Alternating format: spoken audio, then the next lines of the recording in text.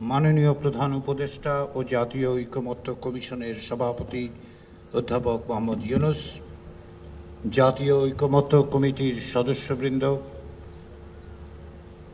জাতীয় নেতৃবৃন্দ, উপস্থিত সুধীবৃন্দ,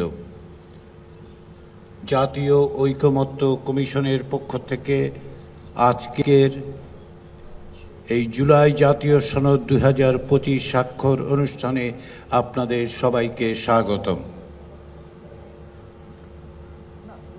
আজকের এই দিন বাংলাদেশের ইতিহাসের একটি অভূতপূর্ব এবং অনন্য সময়।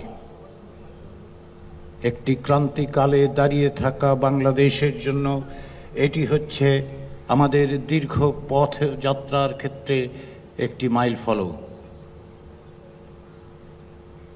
1971 সালে মহান মুক্তিযুদ্ধের মধ্য দিয়ে, লক্ষ মানুষের আত্মদানের মধ্য দিয়ে সাম্য, মানবিক মর্যাদা এবং সামাজিক ন্যায় বিচারের আদর্শকে ধারণ করে যে রাষ্ট্র গঠনের প্রচেষ্টা শুরু হয়েছিল,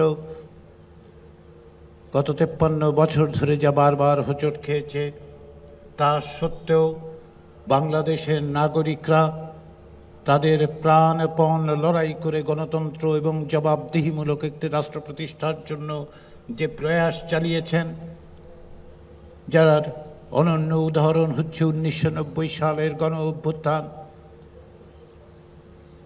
2018 সালে আমরা দেখতে পেয়েছি কোটা বিরোধী, কোটা সংস্কার আন্দোলন, আমরা দেখতে পেয়েছি নিরাপদ সড়ক প্রতিষ্ঠার আন্দোলন এবং সর্বোপরি 2024 সালের জুলাই আগস্টের যে গণ অভ্যুত্থান, সেই চেষ্টা, সেই সাহস, সেই ধারাবাহিকতাই আজকে আমরা এই জুলাই জাতীয় সনদ স্বাক্ষর করতে যাচ্ছি। আমাদের যে স্বপ্ন, বাংলাদেশের মানুষের যে আকাঙ্ক্ষা, তাকে ধারণ করে তাকে অগ্রসর করে নিয়ে যাওয়ার জন্য, সকলের জন্য একটি বৈষম্যহীন রাষ্ট্র প্রতিষ্ঠার যে চেষ্টা, তাতে একটি দিক নির্দেশনা দেওয়ার জন্যই বাংলাদেশের রাজনৈতিক দলগুলো প্রায় 1 বছর ধরে পারস্পরিক আলাপ আলোচনার মধ্য দিয়ে এই জাতীয় সনদে উপনীত হয়েছেন। সকলের আন্তরিকতা, সকলের প্রচেষ্টা, প্রত্যেকটি পদে পদে তাদের অংশগ্রহণের জন্য আমি বাংলাদেশের রাজনৈতিক দলগুলোর প্রতি কমিশনের পক্ষ থেকে জানাই আন্তরিক কৃতজ্ঞতা।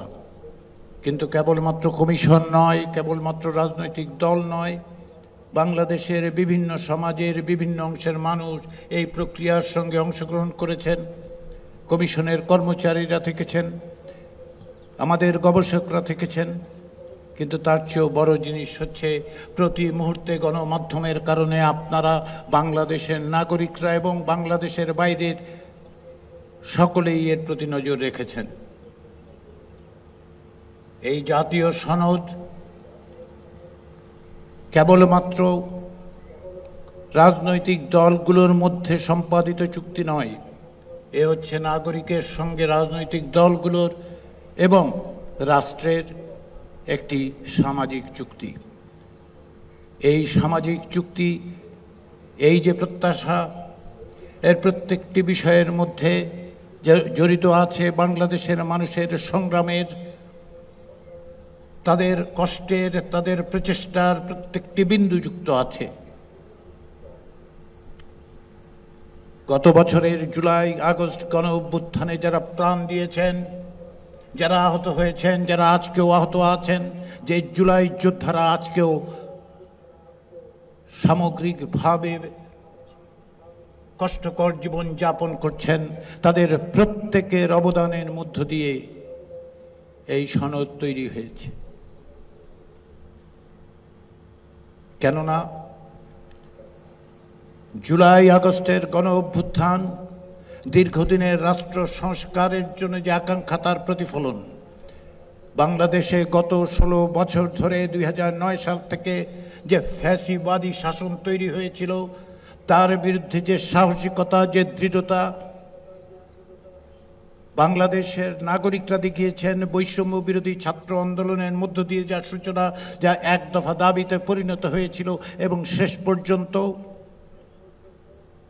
ফ্যাসিবাদী শাসককে পলায়নে বাধ্য করতে পেরেছে, সেই অর্জনের একটি স্মারক হচ্ছে এই জাতীয় সনদ। এখানে এর শেষ নয়। আমরা মনে করি রাষ্ট্র সংস্কারের জন্য আমাদের যে চেষ্টা, সকলের যে চেষ্টা, সেই চেষ্টা একদিনে সাফল্য অর্জন করবে না। একটি দলিল কেবলমাত্র সেটা নিশ্চয়তা দেবে না।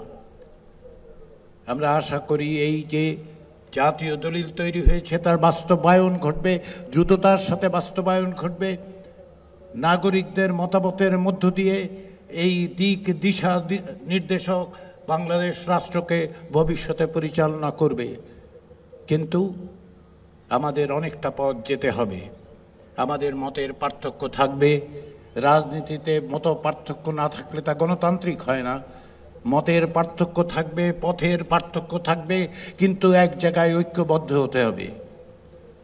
বহু স্রোত যেন মোহনায় এসে মেলে, যেন আমরা বলতে পারি যে আমাদের অনেক স্রোত কিন্তু মোহনা একটি, সেটি হচ্ছে একটি গণতান্ত্রিক বাংলাদেশ তৈরি করা। আমাদের বহু স্রোত, আমরা সকলে এক জায়গায় যে আমরা যে কোনো ধরনের স্বৈরতন্ত্রের বিরুদ্ধে ঐক্যবদ্ধভাবে সবাই দাঁড়িয়ে থাকব।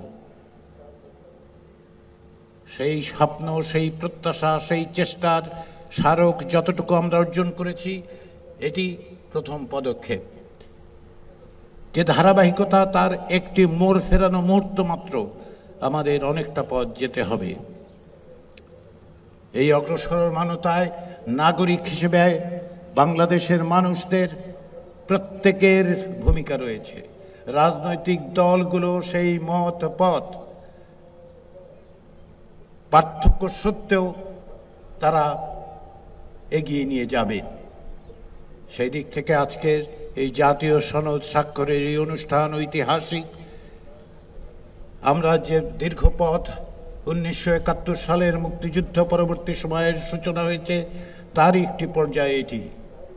আমাদের অগ্রসর হওয়ার ক্ষেত্রে যে দিক নির্দেশনা, যে পথ নির্দেশ আমরা পাই, তাকে অগ্রসর করে নিয়ে গিয়েই আমরা একটি রাষ্ট্র প্রতিষ্ঠা করতে পারব, যা সাম্য, মানবিক মর্যাদা এবং সামাজিক ন্যায় বিচারকে প্রতিষ্ঠা করে। সেই প্রচেষ্টায় আমরা সকলে এক, আমরা সকলেই ঐক্যবদ্ধ। কেননা সেখানে আমি, আপনি, তুমি, সে, এইভাবে আমরা বিভক্ত নই। আমরা সকলে এক। সেই প্রচেষ্টা, সেই সংগ্রাম, সেই প্রয়াস, সেই পথযাত্রা অব্যাহত থাকবে। সেই প্রত্যাশা জাতীয় ঐক্যমত্য কমিশনের, সেই প্রত্যাশা আমাদের সকলের। সেই অগ্রযাত্রায় আপনাদের অংশীদারিত্বের প্রত্যাশা করে আবারও জাতীয় ঐক্যমত্য কমিশনের পক্ষ থেকে সকলকে আন্তরিক ধন্যবাদ।